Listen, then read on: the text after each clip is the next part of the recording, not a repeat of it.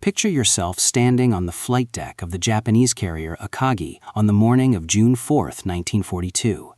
You're Admiral Tairo Aoki, a seasoned air officer. And for the past 6 months, you've been part of something truly extraordinary. The Japanese naval aviation fleet, known as the Kido Butai, or Strike Force, has been virtually unstoppable. You were at Pearl Harbor when the entire American Pacific Fleet seemed to crumble before your aircraft. You swept through the Indian Ocean with such ease that it felt almost routine. Every single enemy you've encountered has been brushed aside like an annoying obstacle. Below the flight deck right now, crews are methodically arming planes for what you believe will be the final, decisive blow against whatever's left of the American fleet.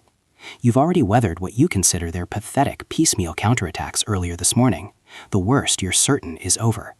But you're about to experience something that will completely shatter your worldview in ways you can barely imagine.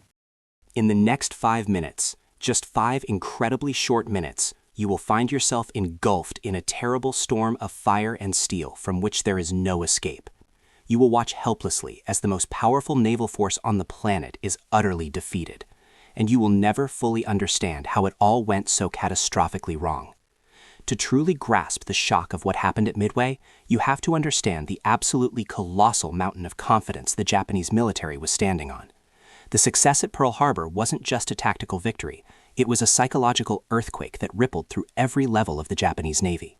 In the 6 months that followed, the Kido Butai, that first air fleet under the command of Vice Admiral Chuichi Nagumo, went on an absolutely relentless rampage of conquest. They were quite literally the tip of the spear, the apex predator of the entire Pacific. They represented everything the Japanese Navy had built itself around. The force was anchored by 6 fleet carriers. There was the Akagi, the Kaga, the Soryu, the Hiryu, the Shokaku, and the Zuikaku. These weren't just massive steel warships. They were floating airfields, crewed by some of the most battle-hardened naval aviators on Earth. Many of these pilots were veterans of years of brutal warfare in China, tempered by real combat in ways most of their American counterparts could never fully appreciate. Their capabilities were almost hard to believe. They could launch over 100 aircraft in less than 10 minutes, a level of operational efficiency that American carriers were still struggling to achieve. It was a stunning display of naval power projection. After Pearl Harbor, the conquest was utterly relentless. The Kido Butai provided air support for invasions spreading across the entire Pacific. They defeated what was left of Allied naval power at the Battle of the Java Sea. In April of 1942, just a couple of months before Midway, Nagumo led a force of 5 carriers into the Indian Ocean, and they absolutely decimated everything in their path. They sent the British aircraft carrier HMS Hermes to the bottom of the ocean, along with 2 of Britain's heavy cruisers, and they did it with what seemed like almost casual ease. The Japanese demonstrated to the entire world that no corner of their new empire was beyond their reach. Their power seemed limitless.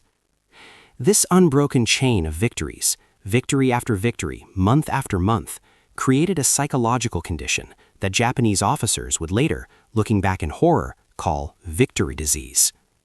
It was a deep-seated, almost infectious overconfidence that started to fundamentally warp the judgment of the high command.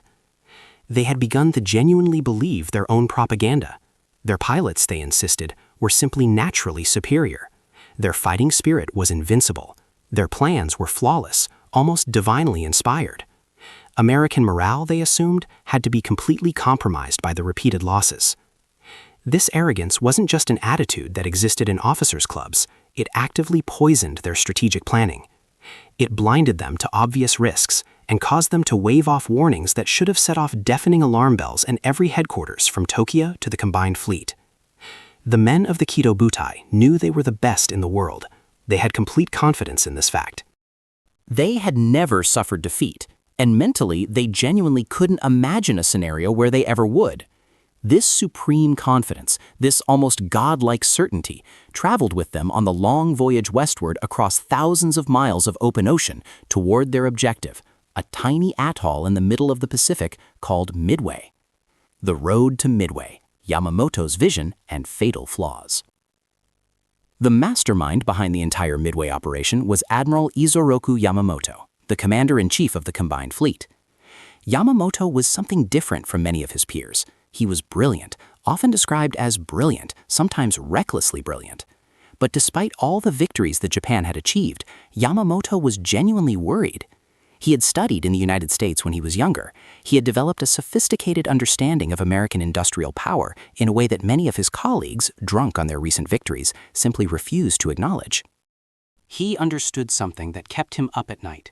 Japan had an extremely short window to finish this war before America's industrial machine roared to life and buried Japan under an avalanche of ships and planes that would be impossible to resist. Pearl Harbor hadn't actually been the total victory Japan needed from Yamamoto's perspective. Yes, it had been a stunning tactical success, but there was a critical failure within that success. The American aircraft carriers had escaped. They weren't in the harbor when the attack came. They were out at sea somewhere. As long as those carriers existed, as long as the U.S. Navy had that capital strike force, America would be a dagger pointed directly at the heart of Japan's entire Pacific Empire. And then, to drive this point home with brutal clarity, came the Doolittle raid in April 1942. American bombers, launched from nowhere that Japan was supposed to be able to defend, struck Tokyo itself. It was more than an embarrassment. It was a profound humiliation that proved Yamamoto absolutely right about the threat the Americans represented. The American carriers had to be neutralized. They had to be destroyed. This realization crystallized into Operation Me, the Midway operation, which Yamamoto genuinely believed would be it, the decisive, war-winning battle. The plan itself was a masterwork of tactical complexity, a perfect trap designed to lure whatever remained of the U.S. Pacific Fleet to its destruction. The bait was Midway Atoll itself, a small American military outpost that Yamamoto was absolutely certain the U.S. Navy would have no choice but to defend. When the Americans came sailing from Pearl Harbor, the full strength of the combined fleet would be waiting, positioned perfectly to deliver a devastating blow. The plan embraced everything the Japanese loved about complex multi-part operations. A diversionary force would hit the Aleutian Islands in Alaska to try to draw American ships northward, creating confusion and splitting American forces. An invasion force would take Midway and secure it. And spearheading the whole operation would be Nagumo's Kido Butai with 4 carriers, the Akagi, the Kaga, the Soryu, and the Hiryu. They would do the heavy lifting, first neutralizing Midway's air defenses and then turning to face and decisively defeat the American fleet in open battle. Hundreds of miles behind them, trailing like a protective aegis, would come the main body of the combined fleet, with Yamamoto himself aboard the super battleship Yamato, ready to complete the operation and finish off any American forces that survived Nagumo's initial strikes. But there's something critical to understand. This entire complex plan was built on a foundation of false assumptions and, fundamentally, pure arrogance. First and foremost, the entire operation depended completely on surprise. The Japanese were utterly convinced that their operational codes were secure and that their intentions were a total secret. They were catastrophically, almost unbelievably wrong. American codebreakers working in Hawaii had largely broken the main Japanese naval code, the one Japan called JN-25. The Americans not only knew that the target was Midway, they cleverly confirmed it by having the Midway base send a fake message about a water shortage. Japanese intelligence promptly picked up that message, not realizing it was bait. The Americans knew exactly when the attack was coming and who would be arriving to deliver it. As Nagumo's fleet sailed in complete radio silence, absolutely convinced they were invisible, Admiral Chester Nimitz was already moving his own carrier task forces into position to spring his own countertrap. Second, the plan was far too complicated. Everything depended on perfect timing among separate fleets spread across hundreds of miles of empty ocean, all without any ability to communicate with each other. This meant these different forces couldn't support each other if something went wrong. Nagumo's carriers, the absolutely critical piece of the entire operation, were essentially isolated, operating alone, far from the battleships and cruisers that were supposed to back them up. Third, Japanese intelligence was a serious, ongoing problem. A planned reconnaissance flight over Pearl Harbor, which would have revealed the true location of the American carriers, was canceled due to logistical issues.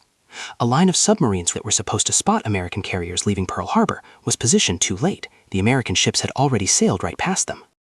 So the Japanese proceeded toward Midway, operating under the assumption that the American carriers were still sitting safely in Pearl Harbor, thousands of miles away. They also dramatically, almost laughably underestimated the capability and resourcefulness of American repair crews. They were convinced that the American carrier USS Yorktown, which had been damaged at the Battle of the Coral Sea just a month before, was either sunk or would be crippled for many months. In reality, an absolutely incredible effort at Pearl Harbor had gotten the Yorktown patched up and ready to fight. The Americans would bring 3 carriers to battle, not the 2 that Japan expected. There's one moment that perfectly captures the level of delusion that had infected Japanese planning. During pre-battle war games conducted aboard the battleship Yamamoto, officers played through various scenarios, trying to anticipate what might happen. In one simulation, the officer playing the American side actually simulated a surprise attack that was ruled to have rendered 2 of Nagumo's carriers completely inoperable. The chief umpire overseeing the exercise, Rear Admiral Motome Ugaki, simply overruled the call. He put those carriers right back on the board, flatly declaring that such an outcome was too unlikely to even be considered. The fundamental flaws in the plan were right there on paper. They could see them, but they were dismissed, overruled, by victory disease. The trap was set, but the Japanese had become so convinced of their own invincibility that they didn't realize they were the ones about to walk into it. The morning of June 4th, the calm before the 5 fatal minutes. At 4:30 in the morning on June 4th, 1942, the flight decks of the Kido Butai roared to life. In a stunning, mechanical display of efficiency, 108 aircraft were launched in just 7 minutes.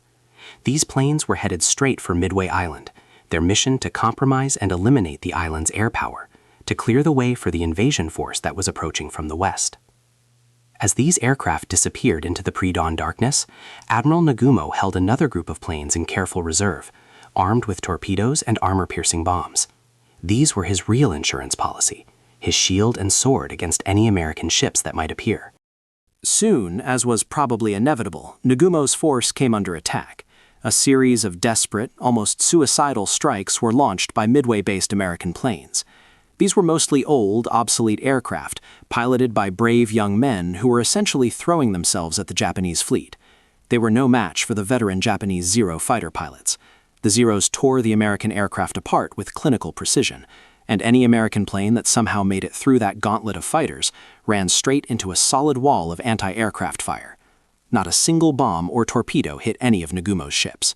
From the bridge of the flagship Akagi, looking out at the scene, it looked like another easy victory, just like all the others. But then, at 7 a.m., a message arrived that began, almost imperceptibly at first, to unravel everything.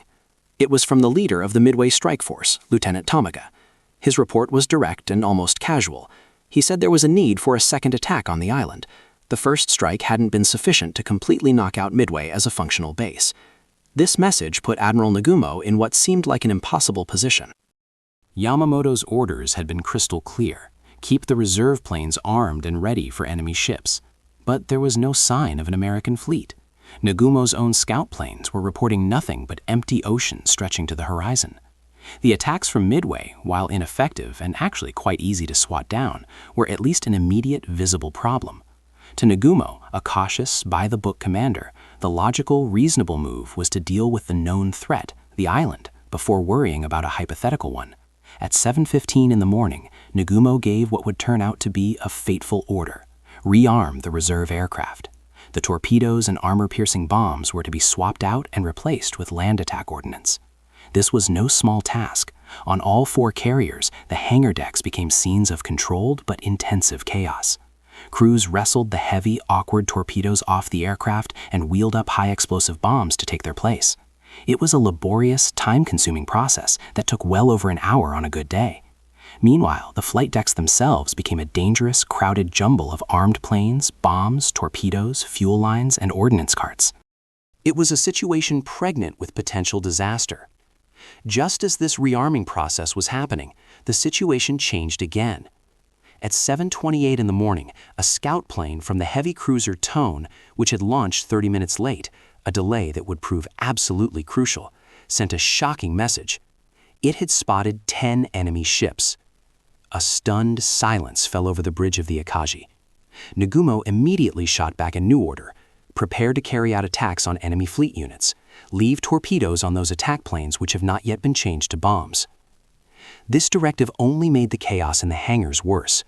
Crews were now pulling bombs off some aircraft and putting torpedoes back on others, creating a logistical nightmare. Then at 8:20 a.m. came what would effectively be the nail in the coffin. The scout pilot radioed back again with even more alarming information.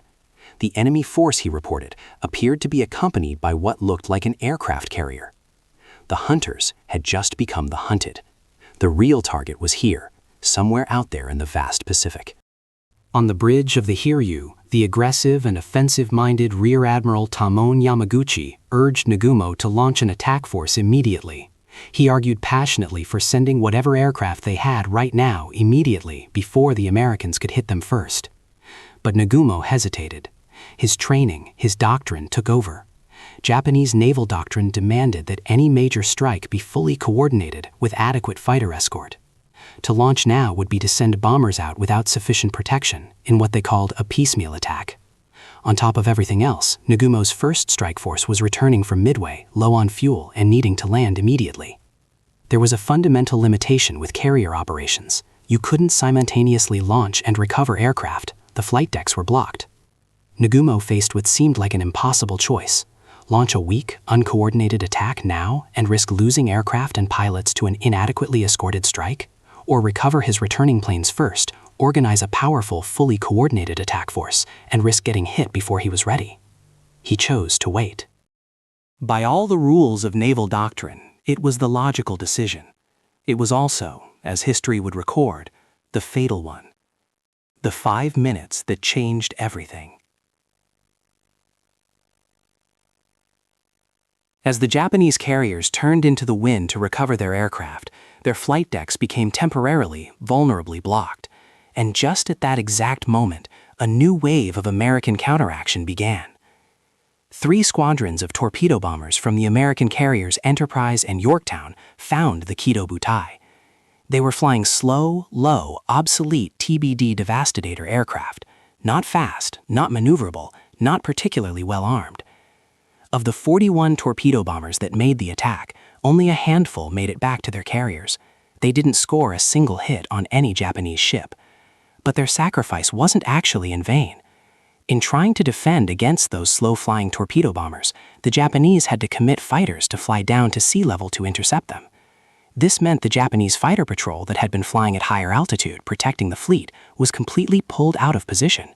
The protective umbrella was yanked away.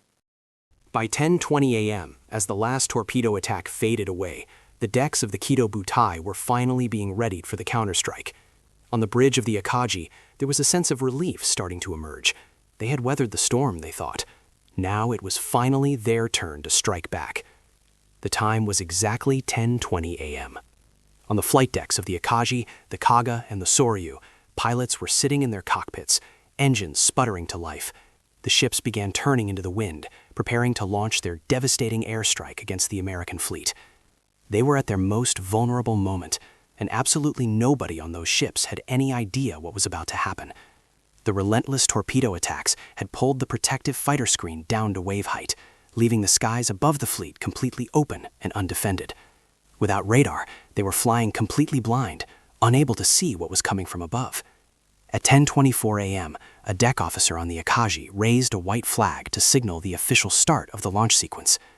As the first Zero fighter roared down the flight deck, a lookout scream cut through the air. "Helldivers!" Everyone looked up. Out of the sun, so bright and so blinding that the pilots couldn't see them until they were already diving, came 36 American SBD Dauntless dive bombers. They came from nowhere, appearing as if by magic, arriving completely undetected at what turned out to be the perfect moment. They came from the Enterprise and the Yorktown. For the men on the decks below, there was no warning, only the suddenly deafening, terrifying scream of aircraft diving at nearly vertical angles from high altitude. The attack was swift and absolutely brutally precise. The first bombs slammed directly into the carrier Kaga. One hit struck the bridge area itself, resulting in the immediate loss of the captain and his entire command staff. But the truly fatal blow was a 1,000-pound bomb that crashed clean through to the upper hangar deck, which was packed, absolutely crammed with fully fueled and fully armed planes. A chain reaction of secondary explosions erupted in a cascading series of detonations. The carrier became a raging inferno. At almost exactly the same time, Soryu was hit by bombers from the Yorktown. 3 bombs struck her in rapid succession. Just like what had happened on the Kaga, one penetrated deep into the hangar deck, igniting the planes waiting there and the fuel pooling on the deck. Within 20 minutes, the ship was a lost cause, beyond any possibility of being saved. The flagship Akagi herself took only one direct hit, but it was enough. The bomb plunged directly into the upper hangar deck, right in the middle of the armed torpedo bombers that had just been readied for the strike. The effect was absolutely devastating. The tightly packed hangar became a giant fireball. Admiral Nagumo stood on the bridge in a state of shock, staring at the flames that were consuming his fleet, flames that were spreading with terrifying speed. His staff practically had to physically drag him off the burning flagship. In the space of just 5 minutes, John Keegan, the military historian, called it the fatal 5 minutes, the very heart of the Kido Butai was ripped out. 3 of Japan's finest carriers were now burning wrecks. The Japanese obsession with maximizing offensive power meant their carriers had notoriously poor damage control systems. The practice of storing fueled and armed planes in enclosed hangars proved to be a design flaw that was catastrophic in these circumstances. But the fight still wasn't quite over. One carrier, the Hiryu, commanded by that fiery Rear Admiral Tamon Yamaguchi, had been positioned further north and had somehow escaped the initial American onslaught. With the other 3 carriers burning uncontrollably around him, Yamaguchi immediately ordered a counterattack. His planes found the American carrier USS Yorktown and struck her hard, hitting with 3 bombs. A second strike from the Hiryu found the already damaged Yorktown again and put 2 torpedoes into her. The Japanese pilots returned to their ship, genuinely believing they had neutralized 2 separate American carriers, thinking they had scored a major victory. It was a final defiant gesture in the face of catastrophe. But American scout planes found the lone Japanese carrier. Late that afternoon, dive bombers from the Enterprise located the Hiryu and slammed 4 bombs into her. By the next morning, the last of Nagumo's carriers was gone. The sword of the Imperial Japanese Navy had been broken, bent beyond repair, useless. As the sun set on June 4, 1942, the Pacific Ocean was lit by the funeral pyres of the Kido Butai. The carriers Akagi, Kaga, Soryu, and Hiryu, along with the heavy cruiser Mikuma, were all going down to the bottom of the sea.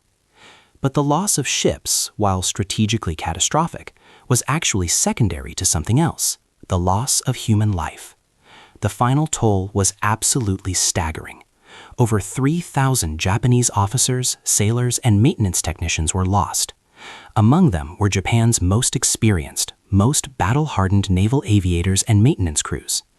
These weren't just pilots who could be replaced by training new recruits.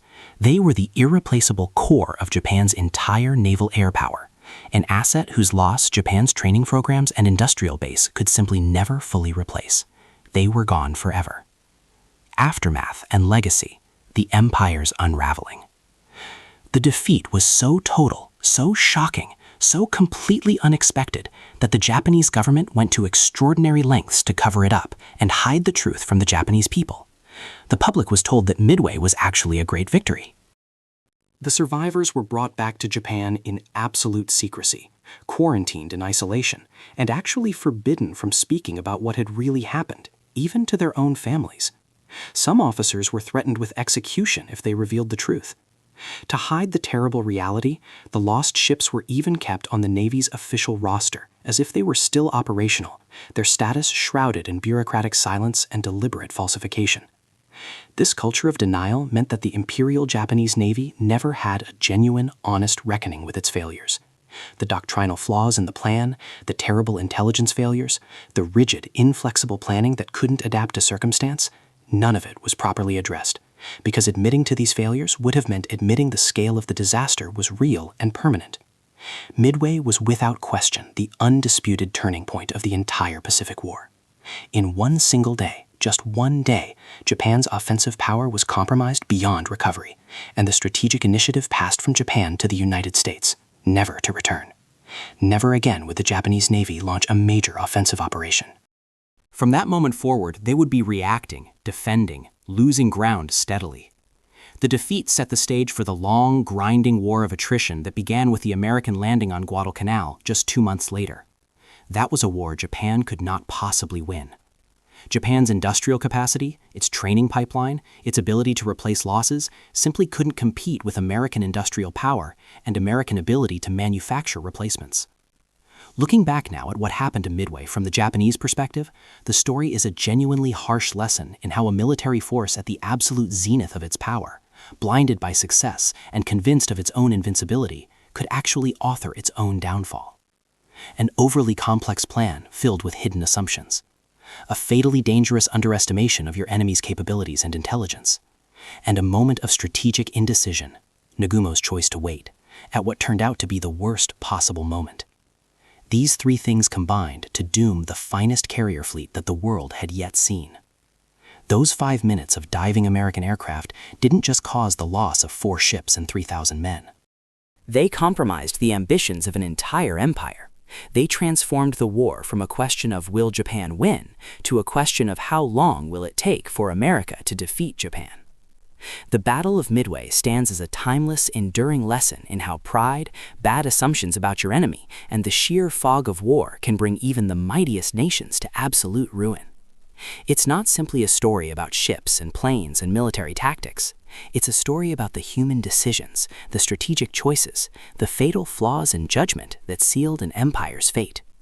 If you found this look at the other side of the Midway story insightful and interesting, please consider subscribing to the channel. We explore the lesser-known perspectives on history's biggest turning points every single week. Let us know in the comments what you think was the single most critical factor in Japan's defeat at Midway. Was it the flawed and overly complex plan, Nagumo's hesitation and indecision at that critical moment, or just bad luck in the fog of war? We'd genuinely love to hear your thoughts.